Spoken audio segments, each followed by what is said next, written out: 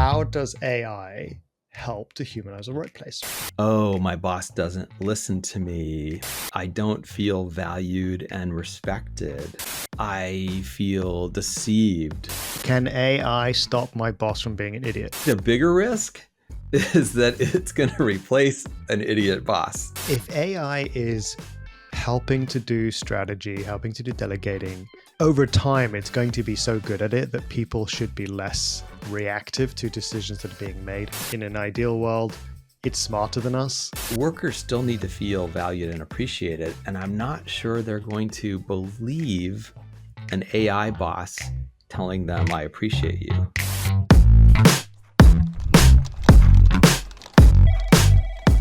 All right, so today, Chuck, I have a topic for us. Okay, you ready for this? I'm so ready for your topic. Okay, so you're a big fan of all things AI, right? So I know you read a lot about this. Every day we talk. You got a new AI story for me. I know a little bit less, but I thought this would be a cool conversation for us to actually put into the space here. So the question I want to ask you is, how does AI help to humanize the workplace, or how can it help to humanize the workplace? Oh, wow. Well, I go so many places with this. First of all, I don't think of myself as an expert in any way. I'm just fascinated by it. And I think I'm finding myself these days in a combination of intrigue and terror about AI. And I think like a lot of people. So how does it help us humanize the workplace? I'm not sure it does.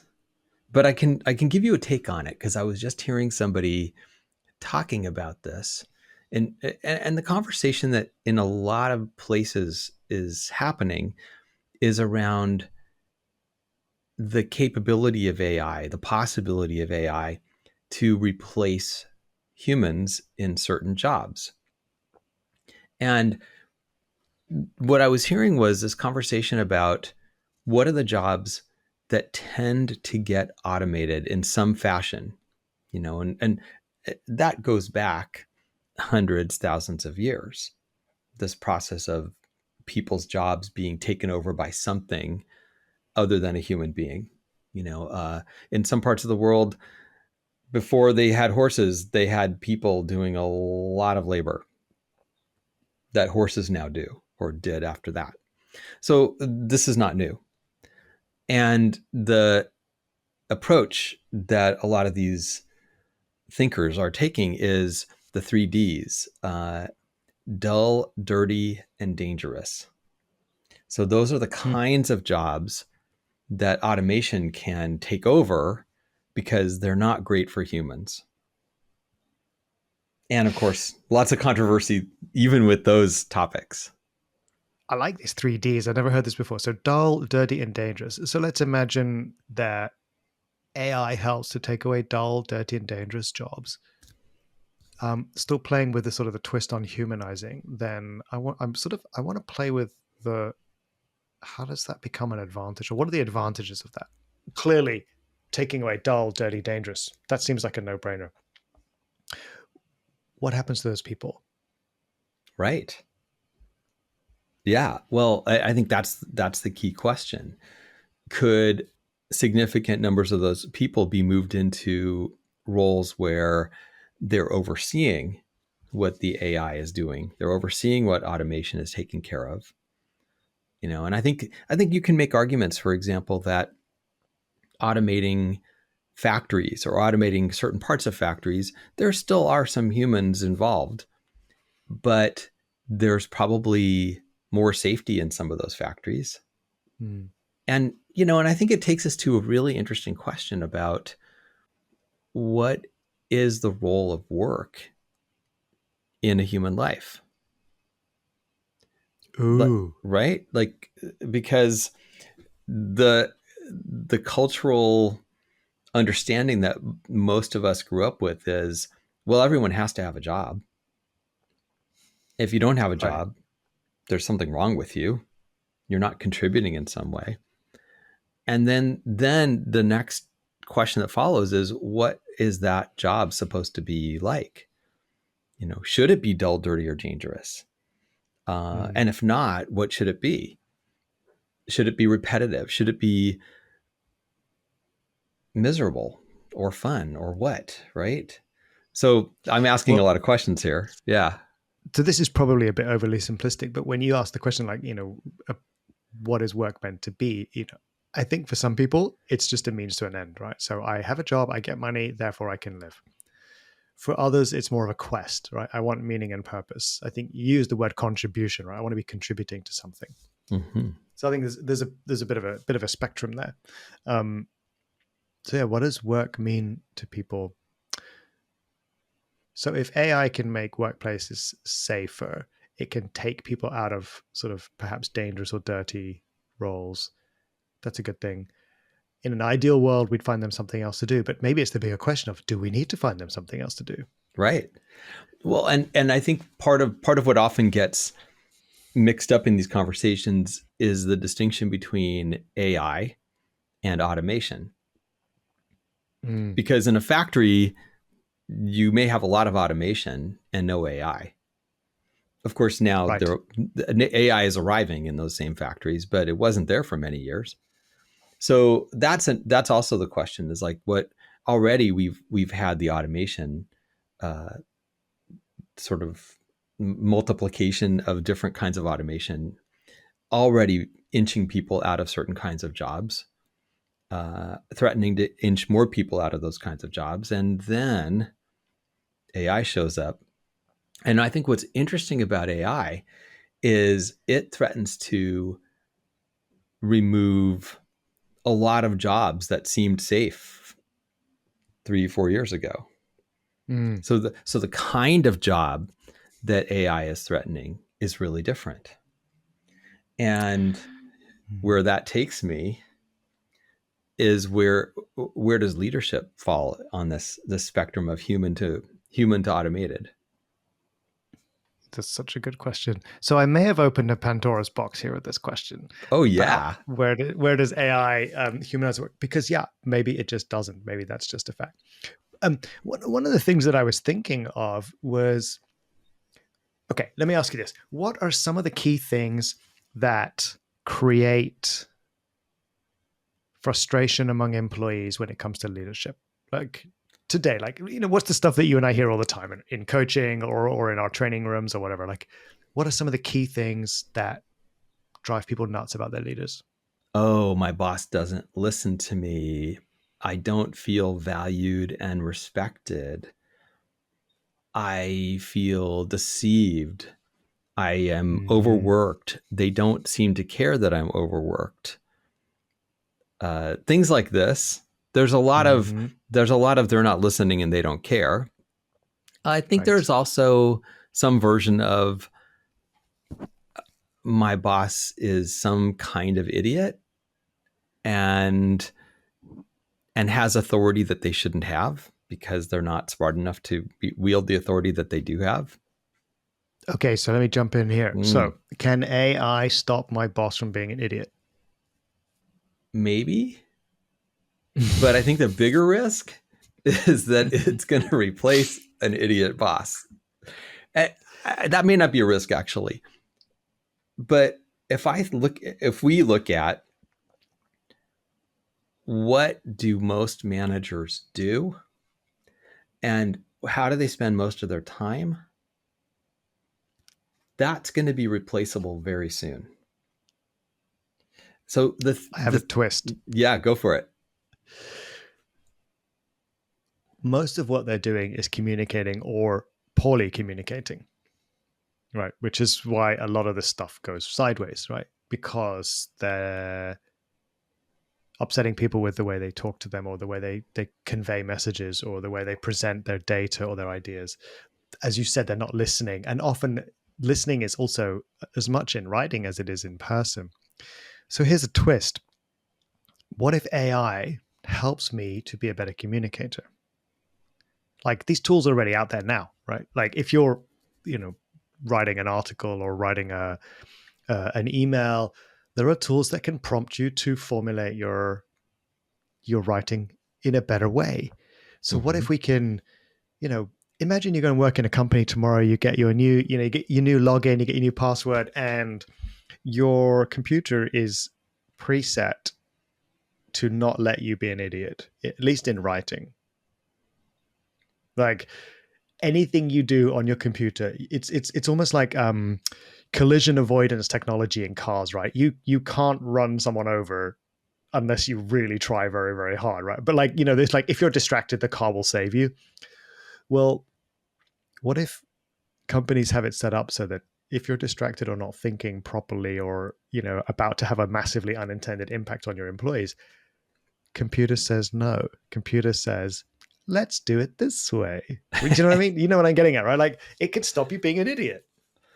I think what's really interesting about this example is there's what can AI do now,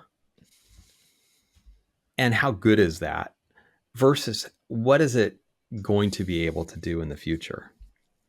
And I think we're again on another spectrum or continuum here.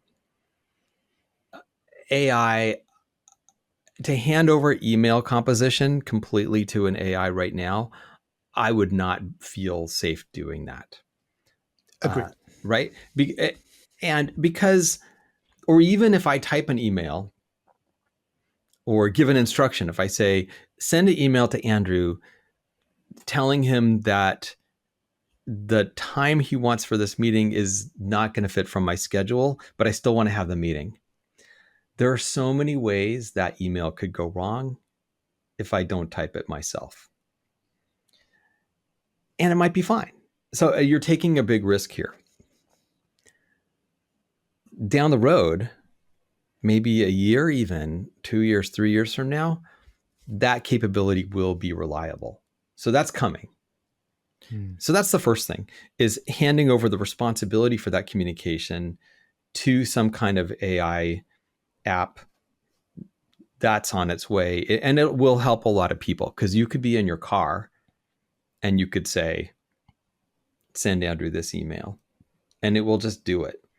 And then Andrew's AI that checks his email will read my email that's very carefully crafted and summarize the response into several words. So then we'll have these agents, these AI agents, talking to each other. That's coming. That's going to be fine. What it can do, even now, is some version of, this email seems a little bit hostile. Why don't you take a walk around the block and think about what you want to say and come back and try it again? Like, it can do that now. So in that regard, we have a little bit of help that's already arriving. This is kind of encouraging. So I think there's a distinction, right? So we talked before, right? Okay, AI in many ways might take away jobs. This could be obviously a problem in terms of people's livelihoods. There are ways in which it could improve the day to day for the people who do have jobs, if we look at it through that lens too, right? Like, yeah, and a lot of jobs could go away, and that, I mean, it will be a very different world when that happens, because it's likely to happen. Now, you were saying something interesting earlier about a lot of the management tasks that people get frustrated with being communication tasks. And I would agree. But I actually think that there's a huge role that managers play right now that will be very easily replaceable. And that's the role of strategic thinking and delegating. Like all the strategic planning and delegating could be done by an AI. And again, now with maybe questionable quality, but soon for sure. Where that takes me, and I think that's where I think the sweet spot of our work is what's left.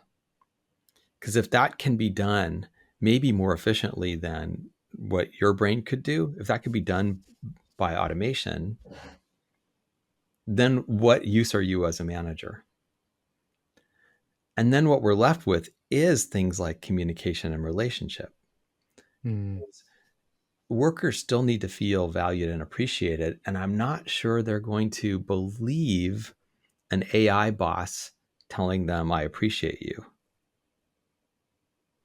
You know what this makes me think of? Somebody somewhere has retired on a piece of audio that is played in every bank or customer service thing that you ever call, which says, as a complete lie, your call is important to us. We're experiencing high call volumes right now, right? So somebody has retired, is probably on a beach sipping a pina colada because they came up with this idea that if you just record that message and play it every 10 seconds to people who are on hold, they will somehow be satisfied. So you're right. Like, they've automated a thing. It doesn't make people happy. So you're right. Like, so an AI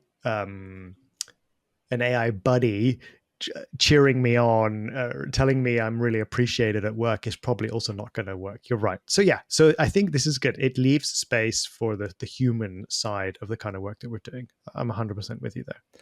Yeah, and then at that point, like a boss is less of a kind of delegator and more of a coach, therapist, priest, Mentor, right? friend. Friend, Priest. right? Wow, priest. This is a I that's I, a mean, I think there. I mean, these roles are often unfilled in our world, right? But I think people want these roles somewhere. well, like elder, right? Someone who can Hmm. support me, grow me, that kind of thing. I like this. Yeah, I like the yeah. idea that if AI is helping to do strategy, helping to do delegating, over time, it's going to be so good at it that people should be less reactive to decisions that are being made. In an ideal world, it's smarter than us. So I don't delegate in a way which upsets most of my team. The AI does it in a way that benefits the team. I guess the thread I'm pulling is, if AI is doing such a great job, then people should feel better about the workplace they're in. Therefore, productivity should also be better. And if you throw in the elder slash priest Mm. mix, I am looking forward to going to work every day because I get treated really well. Plus, decisions are awesome. It's interesting that I hadn't thought about it from that angle, but I'm imagining a scenario where, let's say, an AI manager or manager assistant has delegated who's doing what in the office this week. All right, if I'm one of those employees, I might not like the decisions that got made because the AI didn't ask me what I like. It didn't ask me, like, for example, if I have to have my head down in a spreadsheet 8 hours a day for 3 days in a row, I'm not that guy. I won't like that. And if the AI decides that's where I need to spend 3 days, I'm going to be annoyed. Hmm. And I'm going to feel like, yeah, this machine doesn't get me. And as I understand it, because these machines are always learning, by next week it will understand. Don't do that for me.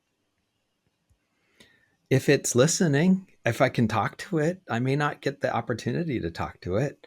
And I think that's what's really tricky is, where is dialogue in this picture? And if there's Hmm. sufficient dialogue, do I need a human manager? If it can really listen to me saying, hey, I hated that spreadsheet task, could you not do that again? And if I feel heard and honored, then maybe it's fine. Why do I need a human boss? There's so many layers to this. In summary, so far, AI is almost definitely going to mean that some jobs become obsolete. And a bit like back to your horse analogy earlier on, or industrial revolution, right? Things change, people lose their jobs, and I'm a pretty eternal optimist. I'm assuming that there will be a recalibration somehow. So people losing dirty, dangerous jobs, hopefully, will have, the world will evolve in such a way that there are new places for them to go. There will be new jobs. Mm. Maybe not enough to replace the old jobs, but there will be new jobs. That will definitely happen. Right. And then we see like, okay, there are possibilities for AI to help leaders make better decisions, which should hopefully then impact morale and the kind of relationships people are having. There's possibilities for AI to support employees who are not getting the things they need from their leaders by training the AI to give them more of what they want, or at least to know what they like or don't like. What about this scenario? You have everything you need, but you just don't really like your boss on a personality level, right? Could you trick your AI into making your boss's life difficult?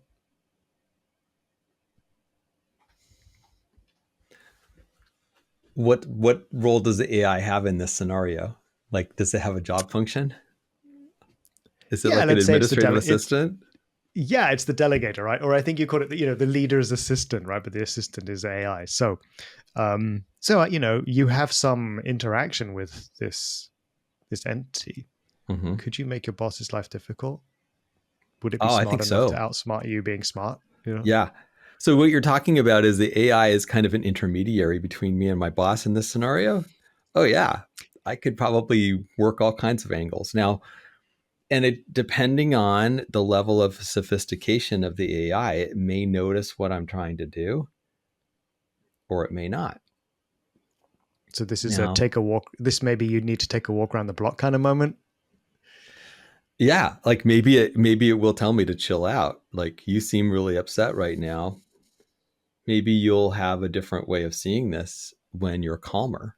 Like, it could do that. It could respond that way. Or it could say, um, it seems like you want something here. If you could be direct about what you want, what would you say? Right? Like, I can imagine, like, right? Right, right. Do you want me to help you figure this out? I can help you. Right? Like, it could be really helpful. Like, or it could try. I'm sort of chuckling at the idea that uh, we could bring AI into the workplace to stop bosses being idiots, but it could actually flip the power dynamic upside down if the employees figure out how to use it to manipulate the boss.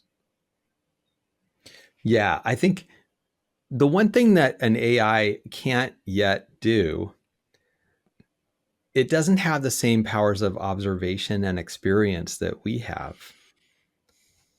So, for example, if someone has really bad body odor, the only way the AI would know is if we told it. It Mm, wouldn't have any other way to know.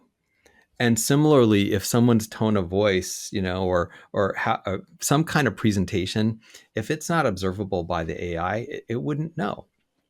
So mm, it may not have a complete picture of who the jerk is in any given scenario. Like, is it me as the employee, or is it my boss who's the jerk? And it might be hard for the AI to determine who's being reasonable and who's not. I could imagine some of those scenarios being very uncomfortable. mm. I mean, the whole idea of AI in some ways is I could get uncomfortable about the idea that it's learning about me and so on and so on, but I could definitely Oh, see yeah. ways in which it could be helpful too. For example, Mm-hmm. hey, people haven't spoken to you much today. How's your body odor? Or it's like, like, Well, you know, you're reminding me of another factor here, which it's a separate conversation, but there are already technologies for biometric monitoring that are almost certainly going to enter this picture. So, for example, like devices like the AirPods that you and I are both wearing in this moment are going to become more and more sophisticated. Devices like a Fitbit or Apple Watch are going to become more sophisticated, and they will be able to notice things like, for example, who in the office you like or don't like. You won't be able to lie about that. Or even, for example, who you have a crush on. You won't be able to lie about that either. If you happen to nod off at your desk, it will know. If you happen to have like a heart attack or a seizure at your desk, it will know. Like, so all these things could be good or bad. Um, if you are It will know, for example, if you're looking at spreadsheets or watching porn. It can tell the difference by measuring your heart rate and other things like that. So privacy is also going to be an interesting topic with some of this. Yeah. So the more it learns about us, the more it can help us, but the more it learns about us, the less privacy we have. So yeah, I can sort of see a bit of a left pocket, right pocket scenario here. I Mm-hmm. guess trying to look at it on the, like, so how is this useful? You and I, we have a lot of open chats. We have, what I would consider to be an excellent friendship. If you're watching me be a bit of an idiot, you're probably able to tell me in a way that I could hear it. I'm sort of seeing, like, over time we're spending, or over time we're getting to be better known by the AI around us. Mm. So it's almost like having a neutral, well, I don't know if it's neutral, but but it's having a friend say, "You're on the verge of coming across as an idiot here. Time to take a break or Yeah. take a walk around the block," to use your analogy. Like, is that a good thing? Maybe if we're talking about humanizing the workplace, would I firstly would I pay attention? But if I'm interacting with AI all day and it says you're dangerously overtired right now, or you're pretty dehydrated and cranky, maybe don't go into that meeting. Would would Firstly, would people listen, and secondly, would that be helpful in terms of, like, Yeah. ultimately having a better impact? Probably. I don't know. What do you think? Well, I think what you're talking about is, can it be helpful in mediating or moderating human to human relationships? Mm, And I think absolutely. It could certainly lubricate some difficult relationships. It could play the role of mediator when there's conflict. It could also give you advice about how to try different approaches with somebody that might be more effective. So I could see it being kind of a helpful. One of the best words that I think has come out of this whole industry is the one that Microsoft uses: Copilot. AI is your mm, co-pilot, right? mm. So it could be a nice co-pilot for managing your relationships. Here's the risk, and it will happen. The risk is that it replaces human relationships rather than just improving them or moderating them. That's the I risk. think, yeah, yeah. I think this is the thing that I was wondering about. Even as I was sharing that Yeah, example with you before, I can trust you to tell me if I'm being a bit of an idiot in this moment, or if I'm, being too pushy in a meeting or something, and I will listen to you because you know me well. But yeah, what if it goes too far? right. What I'm appreciating about sort of where you're going with this is, it makes me think about what's the ultimate impact on any individual's development. So, like you and I, we've invested years into this friendship and working relationship. So, there's a lot of deposits in that bank. Hmm. And I'll speak for myself. I've learned a lot from the interactions that we've had, from the conversations we've had, the good ones and the bad ones. Like, it's all learning for me. It's grown me as a person. If this kind of relationship gets replaced with a human to machine relationship, where you know, like my business partner or my best friend is a machine, what's my growth trajectory? Am Yeah, I yeah, yeah. still It's kind growing? of, What am I learning? yeah, it's a little worrying. We end up with a planet full of individual contributors in an extreme level, right? I don't Mm. like people who don't even need people. It's going to be like have a social implications, all sorts of things. Ew. Well, so there's sort of a light side, bright side, dark side to this too, because, well, maybe it's all dark, but the way that these AI interfaces are designed to interact with us now, they are very helpful. They're very polite. They're very empathetic and solicitous. They just like, I just want to help you. It's almost like a puppy. Like, can I, can I do something for you? Can we go for a walk? Like, they're very enthusiastic about wanting to help you. It sometimes a little much. Mm. That could be very appealing to a lot of people.